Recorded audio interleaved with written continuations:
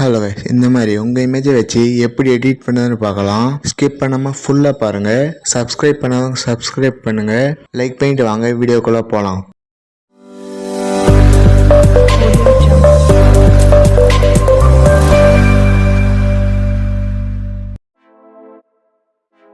Picture open பண்ணிங்க.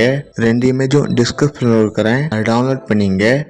எடிட்டை photo select பண்ணுங்கள். இந்த பேக்ரவுண்டுமே செலக்ட் பண்ணுங்கள். அப்படியே ஸ்க்ரோல் பண்ணிட்டு வாங்க. ஆட் ஃபோட்டோ செலக்ட் பண்ணுங்கள். உங்கள் இமேஜ் செலக்ட் பண்ணுங்கள். ஆட் கொடுத்துங்க. உங்கள் இமேஜை பெருசு பண்ணுங்கள். மேலே கொண்டு வாங்க. அப்படியே ஸ்க்ரோல் பண்ணிட்டு வாங்க. பிளண்ட் செலக்ட் பண்ணுங்கள். ஸ்க்ரீன் செலக்ட் பண்ணுங்கள். ப்ளஸ் சிம்பிள் செலக்ட் பண்ணுங்கள். ஆட் ஃபோட்டோ செலக்ட் பண்ணுங்கள். இன்னொரு இமேஜ் செலக்ட் பண்ணுங்கள். ஆட் கொடுத்துங்க.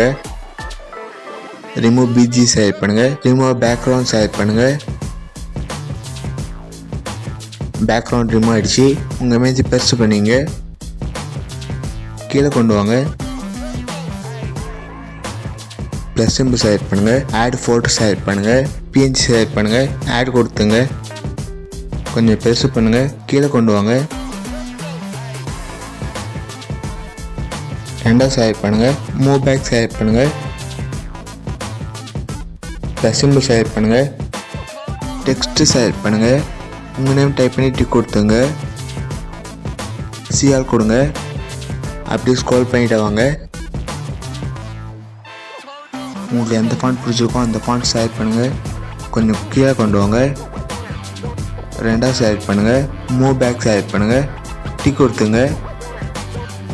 டவுன்லோட் பண்ணிங்க.